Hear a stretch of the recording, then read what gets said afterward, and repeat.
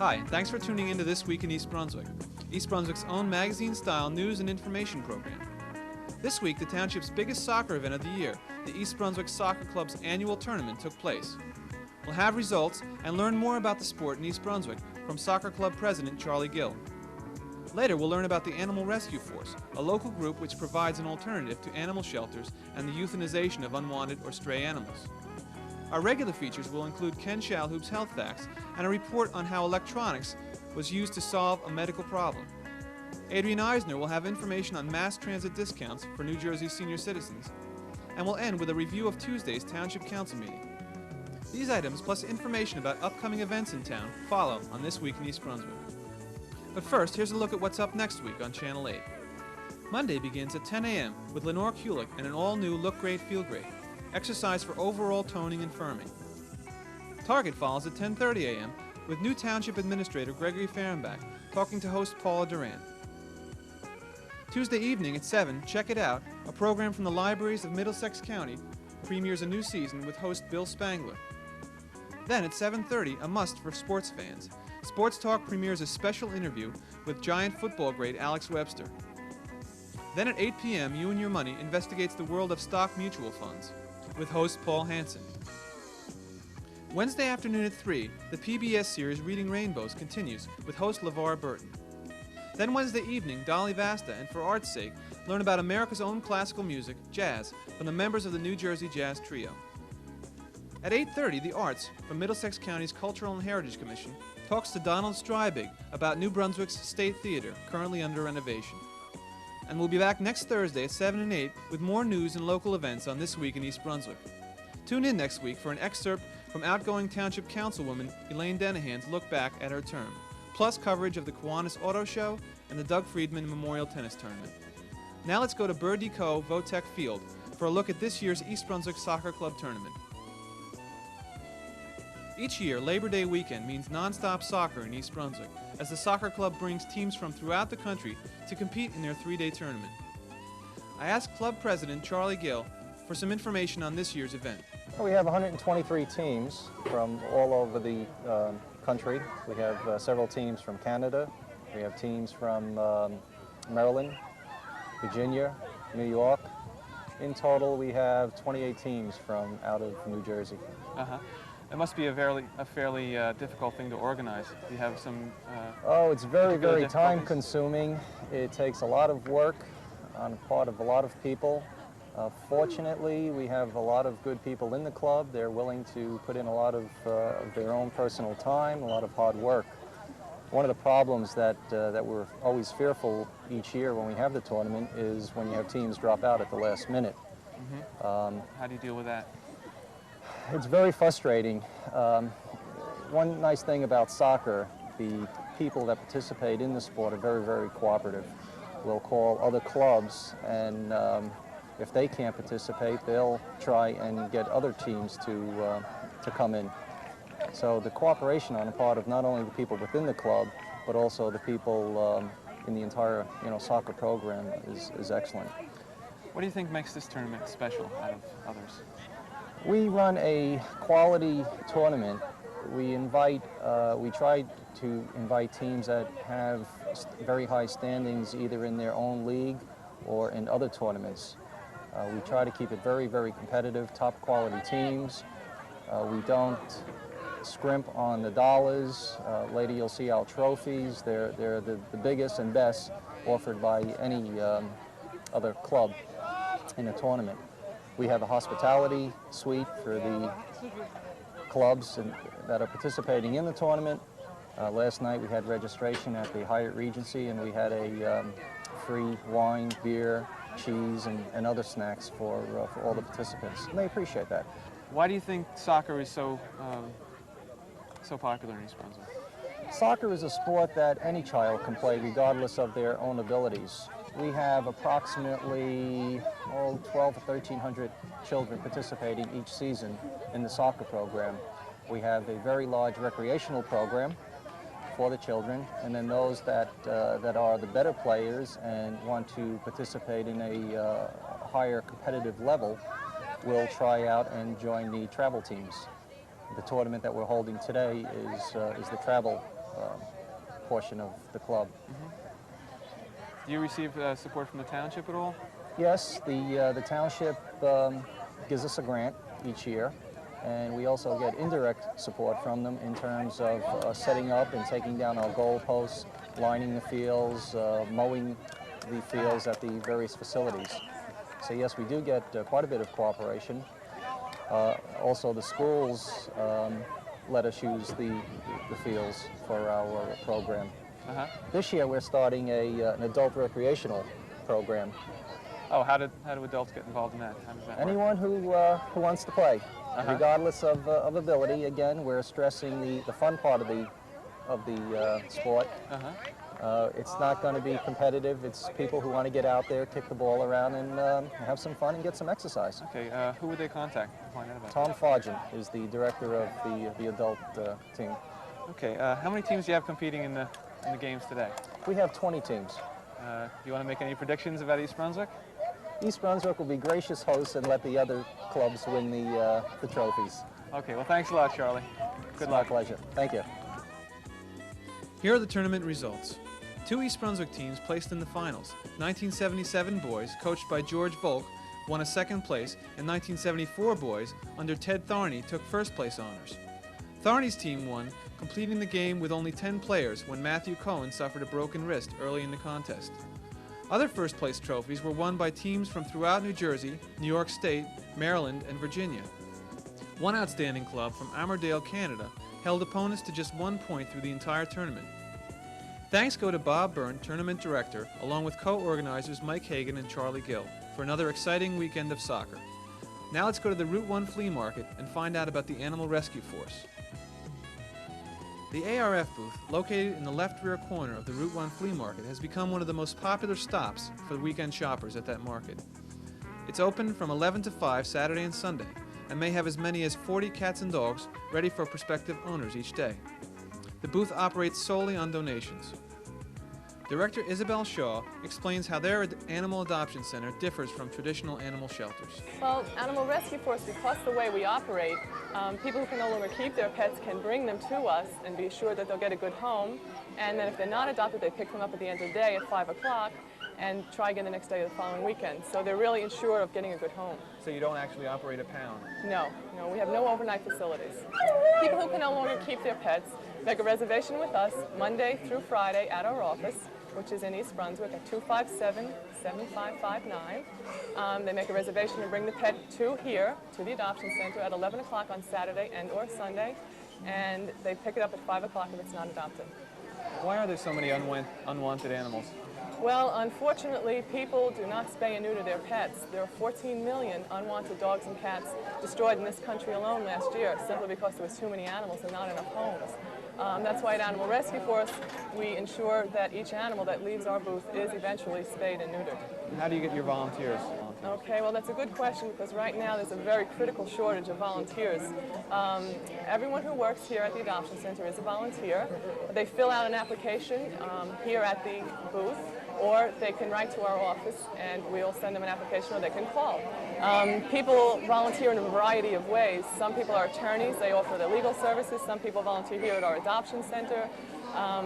People offer typesetting, any kind of service they have that goes eventually to help the animals. But the crucial need is here at the adoption center and in our office with clerical work. Have you adopted any animals today? Oh yes, we've had several nice adoptions. It seems that the adoptions we've made today are really quality adoptions, and we have many wonderful animals left that still need a good home. Could you mention a few of them? Okay, we have King. King is a 2 or 3 year old male dog. He's altered, has his shots, he's housebroken, he's very lovable and affectionate. His owner is deceased. He was going to the shelter and was going to be euthanized. Our volunteers took pity on him, took him in, and he's just waiting for a good home. He's a wonderful pet. He looks like a very nice dog. Who else do you have here? We have Peaches. Peaches is a little 8-month-old kitten. Her owners were getting divorced, and because of many problems encountered, she was going to have to be euthanized at the pound. I took her in. She's been living with me for about a month. She's declawed, just a wonderful pet, and I know she'd make someone a good companion. It looks like you have a whole litter of puppies over in one of these cages. Yeah, we have a Whippet mix. They seem to be very mellow, very calm puppies. One of them was adopted earlier today, and before someone can adopt from us, they have to sign a contract. And in the contract, we specify that if they can no longer keep the pet, they have to return it to us, that they will have the pet spayed and neutered, again, that's the most important part, that they will take the animal to a veterinarian, although all the animals here today do have health certificates, but they do have to take it to a veterinarian, and that they'll give it a good permanent home. We're very excited about an education program we have underway. We have Dr. Joseph Chiosi of the Edgebrook Veterinary Clinic, and he works closely with us, and he is visiting the local schools and giving a presentation to the students, because that's who we really have to reach. We have to reach the young people, and on responsible pet ownership and what is required to be take responsible care of your pet. And he has a full schedule planned for this fall, and we hope if anyone knows or would like Dr. Chiosi to come to their school, that they'll give us a call and we can set that up. We also have a legislation committee that works actively for better legislation for dogs and cats. We have a fundraising committee that helps support A.R.F in its work, and many other different committees that are working actively in conjunction with the Adoption Center and the office. Once again, the Animal Rescue Force can be contacted at 257-7559. There's a $20 fee for adoptions. Cats come with a free cat carrier, dogs with an ID tag. Now let's join Ken Shalhoub for Health Facts.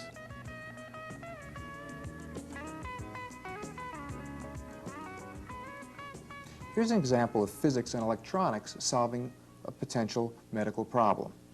Hearing aids tailor-made for a person's needs are on the horizon.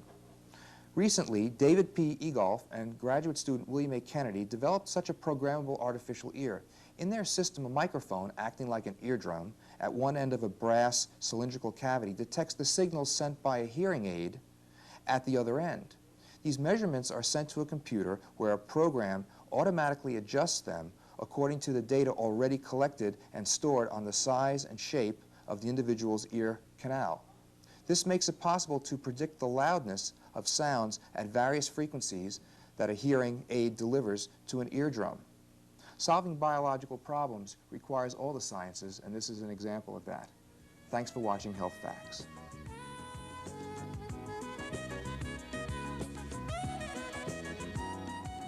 Hello, and welcome to Consumer Aware. I'm Adrienne Eisner of the East Brunswick Consumer Affairs Office. Today we're going to be talking about the reduced fare program in the state of New Jersey for senior citizens and handicapped persons. Senior citizens 62 years of age and older and handicapped persons under the age of 62 are eligible for one-half the regular one-way fare on all bus and rail routes traveling within the state of New Jersey, and for most routes traveling outside of New Jersey to New York State and Pennsylvania. This occurs during the hours of 9:30 a.m. to 4 p.m. and 7 p.m. to 6 a.m. on weekdays, and all day Saturday, Sundays, and state holidays. In order to be eligible for a reduced fare, the elderly or handicapped people must show either a valid Medicare card or a reduced fare program identification card upon boarding the bus or the train. Elderly people who do not hold a Medicare card can complete an application for the reduced fare identification card at a local bank or a county office on aging. At that time, they will be required to present their Social Security card as well as proof of age. Handicapped people who are under the age of 62 who do not hold a Medicare card must write to the Reduced Fare Program, New Jersey Transit, 180 Boyden Avenue, Maplewood, New Jersey, 07040, to request an application by mail. The form must then be completed by the doctor and returned to New Jersey Transit.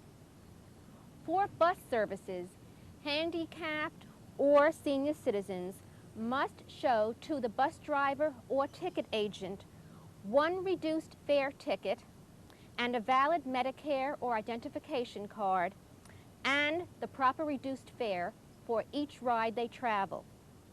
For rail passenger service, it's a little simpler. Presentation of a valid Medicare card together with the proper reduced fare is all that is required. Remember, if the person does not have the Medicare card, he will be required to show the identification card. Additional reduced fare ticket books required for the bus travel can be obtained at a local bank by showing the Medicare card or the reduced fare identification card. For further information on the reduced fare program, write to New Jersey Transit, 180 Boyden Avenue, Maplewood, New Jersey, 07040. If you have any questions or problems on consumer-related topics, please be sure to contact us at the East Brunswick Consumer Affairs Office. We're open Monday through Friday, 9 a.m. until 5 p.m. Our telephone number is 390-6954. Thank you for joining me on Consumer Aware. Hundreds of vintage automobiles will be on display at the fairgrounds this Sunday as the Kiwanis Club and the Old Timers Auto Club again sponsor their antique auto show. The event begins at 11 a.m. Sunday and runs till 4 p.m. Special features this year will include an antique Greyhound bus and a tethered hot air balloon. Balloon rides will be offered, weather permitting. Again, that's the Antique Auto Show this Sunday, September 8th, from 11 to 4 at the Middlesex County Fairgrounds. At Tuesday's agenda meeting, the Township Council went into closed session to discuss commuter parking on Route 18. United Condos Turnpike Drive-In parking site may soon be unavailable. During the public meeting, Township Administrator Gregory Fehrenbach said he was investigating several locations for short-term lease. Mayor Fox added that the only expense incurred will go to cover additional lighting. William Tanner, Director of the Department of Planning and Community Development, presented several road improvements being considered for grant application to the New Jersey Transportation Trust Fund Authority. Dangerous curves on both Fern Road and Hardenberg Lane were mentioned, as well as projects on Dunham's Corner Road and Brunswick Avenue. Tanner explained that he had made his selections from a list of upcoming township capital improvement projects. When asked, several council members gave top priority to the Hardenberg improvements. During the public portion, a group of residents asked the council to consider construction of a pedestrian walkway for school children between Constitution Court and Fern Road. It seems that back in 1970 there was a proposed pedestrian walkway on the maps that was supposed to be completed by the builders of the Normandy Woods development. It seems that sometime later, after it was never completed by the builder in 1978, the homeowner whose property that abutted up to came to the township and asked for that walkway to be deleted. At first request, she was denied. At second request, it was accepted on a little bit of misinformation as to how close the walkway would be to her property and a few other things. It was never made clear to the residents of that area that this walkway was going to be deleted. It was done strictly at the request of this one resident. It was also deemed that it was not a tremendous issue at the time, since the children of that area were being bused down to the central school. However, it was made clear that at any time the Board of Education could redistrict the children to attend the Warrensdorfer School, which indeed they have been at this point, which is why it's been brought to our attention. So what we would like to do is have that walkway reinstated. There is a long history of automobile and pedestrian accidents on Dunham's Corner and Fern Road. I believe about 2 or 3 years ago, a 9-year-old child who attended Warrensdorfer School was killed on Fern Road. Within the last 2 weeks, a car plowed into one of the fences on Dunham's Corner Road. So I think we have a pretty fair case asking the township just to help us protect our children. The township is currently studying possible routes for the path, which Mayor Fox feels can be built at no cost to the residents. Recent news stories on New Jersey communities limiting building by moratorium caused Councilman O'Connor to place it on Tuesday's agenda. If there's one thing that everybody says in this community for the past 2 years or 3 years or perhaps even 4 years, is that they can't get around because of the traffic, and they're wondering why the township is allowing so many buildings or developments to be developed. And a lot of us know that we can't simply say to a developer, you can't develop because we think this or that or whatever it may be. If the developer owns land and he meets all the criteria of the zoning and planning requirements, then in fact he can do that. But there was a situation that occurred a couple of weeks ago that the planning board allowed or gave approval to a development. What's the one that I'm looking for? Is on Leisure and Technology Park. The approval of 97 homes to exit onto the existing Ruse Lane. And my impression of all the discussion that we had for the past year probably on Riders Lane, on the new Riders Lane, is that that's what that road was specifically for, to allow the construction of new developments, and when those building permits are issued, that those people would be able to use the new Riders Lane rather than the old Riders Lane. And in my estimation, what we've done is only compound the problem on the existing Ruse Lane. Hasn't hit yet, but certainly when those 97 homes are going to be built, there'll be 97 plus vehicles. We're already at a pretty high limit on Ruse Lane. So my question to Bert Bush was, what can we do to put a moratorium or phase construction on development so that those developments can be developed and built when the new Riders Lane is built? And what the planning board did was specifically prohibit the construction of 190 some odd homes unless the new Riders Lane is constructed, and agreed that because the area in question under the underlying zoning, which is the 3rd acre lot zoning, could have had 100 homes exiting primarily on Ruse Lane, that situation would be permitted to exist temporarily. But the planning board's concern was, what happens if Riders Lane, through some remote chance, is not constructed? And the solution was to prohibit, absolutely prohibit the construction of the remainder of the units if Riders Lane is not constructed. So that's the way the planning board dealt with it, and permitted temporary ingress and egress from Ruse Lane for sales purposes, and in the event that the phasing is not, that Riders Lane isn't exactly completed at the time that some of those homes are occupied, some of those homes will exit onto Ruse. But we had extensive testimony from the developers, traffic expert, who seemed to be, have the right data and present a very credible bit of testimony to the planning board that the impact of the temporary permission to use Ruse Lane would be minimal. There was something in the paper recently about 152 municipalities in the state do have some kind of moratorium based upon sewage system availability. That, as Bill said, how did they get so lucky in Sayreville, is the only way you can stop building. You can't do it by zoning. They tried to do that in the 60s and 70s, and the Land Use Act, under the heading moratorium, has a section that I gave you in the middle of my memo saying the prohibition of development while you're studying the thing to death cannot take place anymore. That's been the law for 9 years. We did try to slow things down with Bill Tanner, and I went to the county in April on the question of the Cranberry Road South development, which is bounded by Old Stage, Fern, Elmetta Boulevard.